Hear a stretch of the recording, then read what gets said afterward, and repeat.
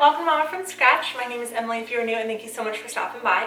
Today I am super stoked to share this DIY with you. It is by far the best DIY I have ever done, and I am so excited at how it turned out and to share it with you. We are going to be building a church pew, and it is beautiful. I am just so excited, and the best part is it only cost me $65 to build in one day, and I am just beyond excited. I'm sitting over there staring at it. It is just, it's like glowing. It's like that piece in your house that you're just so proud of.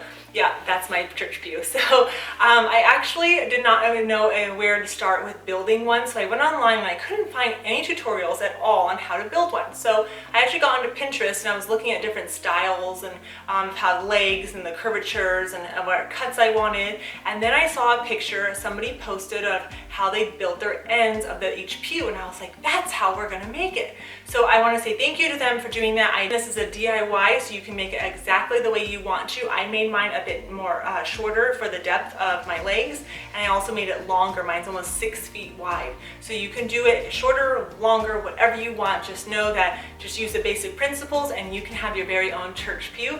And I hope that you guys enjoy it. If you do, be sure to like it. And if you haven't done so already, I hope you hit that subscribe button and become part of my family here, because I love to inspire and motivate you. And most of all, share this tutorial with your friends, because if I wanted to make one, I know that there are others out there that are looking to make one themselves, and sometimes you just need that little information here and there to help you build it. So I hope that you guys enjoy it, and let's go ahead and get started with this awesome DIY.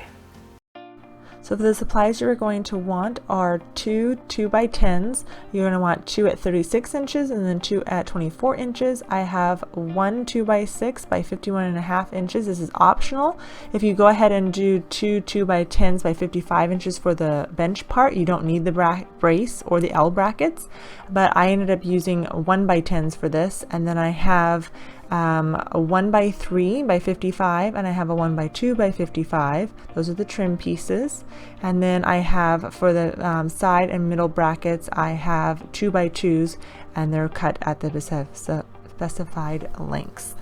Other items you will need will be a measuring tape, a level, wood glue, a jigsaw, an impact driver or drill, a finish nailer or nails, and a hammer, a Craig jig, and paper for templates. You're going to want screws at 2 inches, 2.5 inches, and a couple at 4 inches, and those will be wood screws that you will want.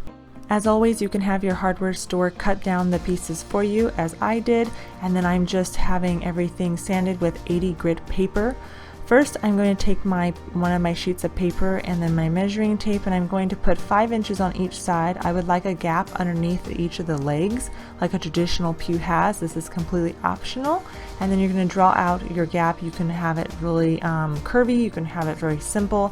Mine is simple here, and once you get that laid out, just go ahead and tape that paper on, or just actually set it to the side, because we're going to be using our Craig jig here in a second to make our pocket holes in the legs. So I have this, that way I know exactly how high I need to start my pocket holes at. So I'm going to be having mine at about every 3 inches, and I'm going to be putting 4 on one side and 3 on the other. I'm using a clamp for mine. You just simply use this the Craig jig and drill through, and it leaves a nice perfect pocket hole, and you're going to repeat that process however many pocket holes you want. And I'm going to be using 2.5 inch screws to connect these together.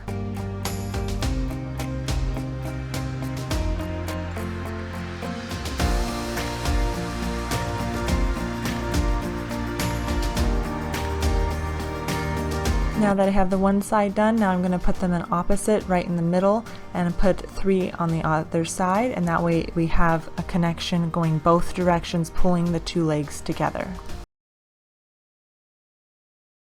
I'm using my wood torque head screws here along with my impact driver, and the impact driver is really nice because it does not strip the screw head at all. It's really nice. I highly suggest you invest into one.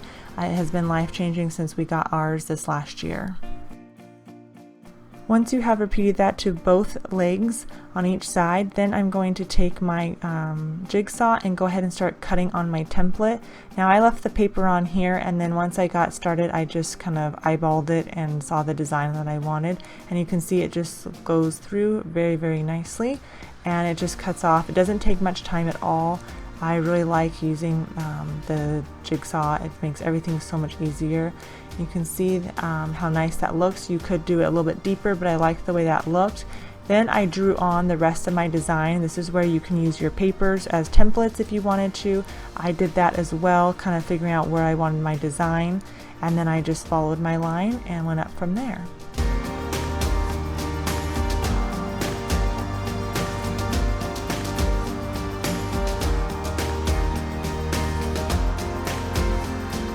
Next, you're actually going to want to take your first one that you did and use that as a template for your other leg. Now, I suggest that you put your leg so that the pocket holes are facing the bottom of the other one.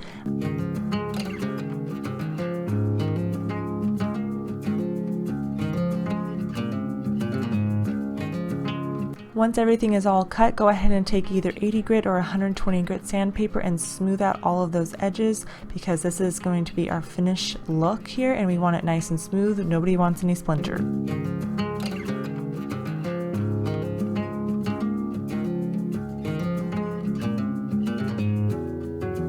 For the back and side supports, I went ahead and did a 30-degree angle and a 45-degree angle. That way it slowly tapers off, and you can see how with the backboards how it just kind of runs off there. That's optional, you don't have to do that, or you could just use a bigger top piece. Instead of using a 1x2, you could use maybe a 1x4 if you wanted it to be a bit wider. So here I am taking my back one, and this is going to be the back line of it. I'm placing mine at 14.5 on the very top, and then I'm going to be marking that along, and then I'm placing the top one where the back of your knees will be a whole inch taller, so at 15.5, to create a nice decline in the seat. You can make this very shallow, which is what I'm doing, at about an inch. You could do it at 2 inches or 3 inches, however much of a decline that you want in your seat. And then also for the back, I am reclining that backwards just a little bit, so that way it's comfortable to sit in. And take your drill and use your drill bits here and pre-drill everything in the spots that you want to add your screws into, and repeat that for all the sides.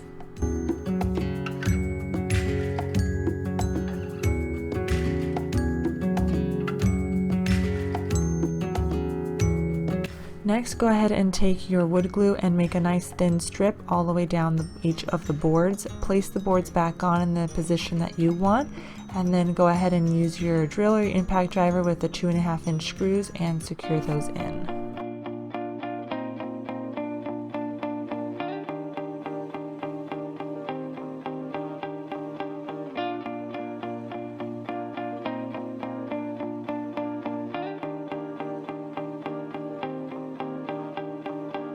Next comes the fun part. We are now ready to assemble the two sides together. Now I am going to be pre-drilling exactly where I want my screws to go into, and I laid the boards out that way I would not get anything in a gap, and I wouldn't touch the other screws as well. Then you're going to kind of screw each of your screws into each of those holes, and then go ahead and screw them together. This is where you might want somebody to help you out at. And then obviously I am adding a little bit of wood glue on the bottom of each of the boards that will be touching the bottom brace bracket.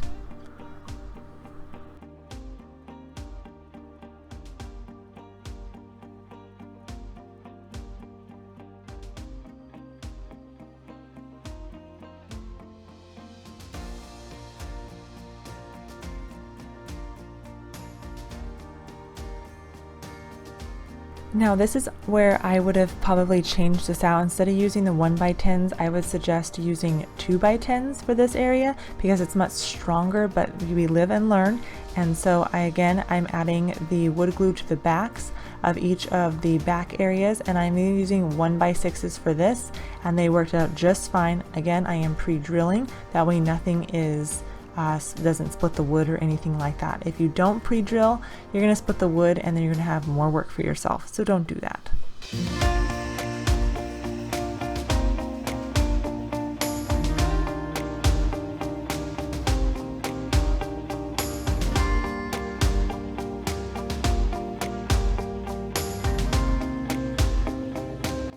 Now I'm adding the third bracket to the back area here, and the same as before, just position it right in the middle and then go ahead and screw that together. I'm pushing on the opposite side of the board, that way it makes sure that the boards are sucked in and they're not pushed out.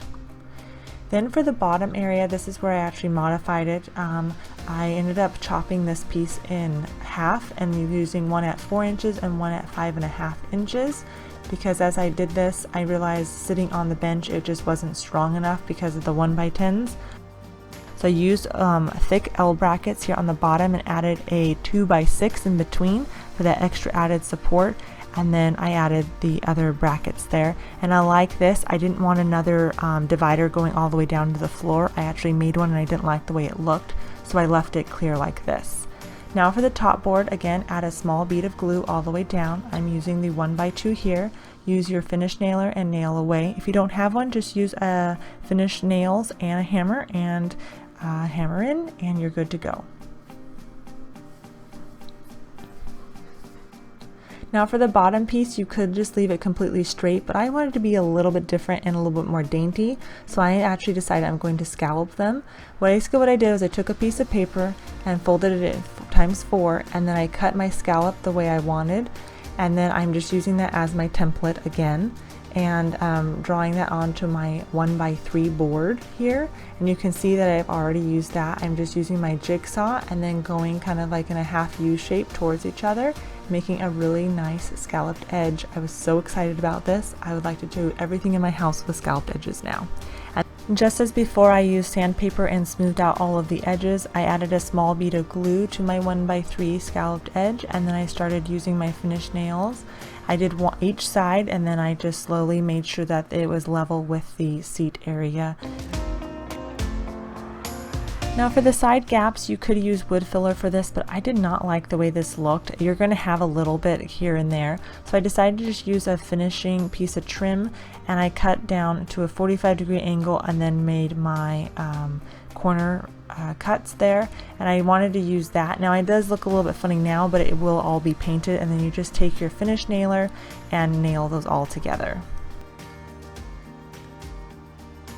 And we are done. The final product is absolutely beautiful. I am so excited about how this came out, and it took me a full day and it was well worth it. It is just gorgeous. I love seeing it in the raw wood form. You can see all the details and the grooves in it.